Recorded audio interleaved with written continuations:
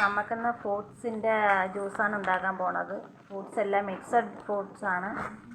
ഇതിൽ മുന്തിരിങ്ങയുണ്ട്, പഴമുണ്ട്, ഇത് പൈനാപ്പിള്, പിന്നെ ഇതെല്ലാം കൂടെ ആഡ് ചെയ്ത് നമുക്ക് പാൽ ഒഴിച്ച് ജ്യൂസാക്കാം ഗൈസ്.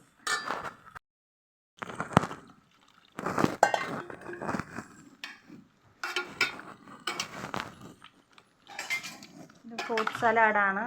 ചൂട് സമയത്തൊക്കെ കഴിക്കാൻ പറ്റിയതാണ്.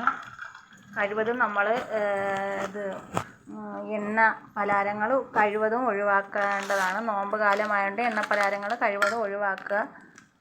അതുപോലെ ഈ ഫ്രൂട്ട്സ്, പച്ചക്കറികൾ അതെല്ലാം കൂടുതലായിട്ട് ആഡ് ചെയ്യണം. കാരണം ഇപ്പോഴത്തെ കാലത്ത് ചൂട് കാലം ആയതുകൊണ്ട് നമ്മുടെ ശരീരത്തിൽ ഏറ്റവും പെർഫെക്റ്റ് ആയിട്ടുള്ള സാധനമാണ് ഫ്രൂട്ട്സൊക്കെ അധികം ആഡ് ചെയ്യണം. ഫ്രൂട്ട്സ്, പച്ചക്കറികൾ, പിന്നെ ചിക്കൻ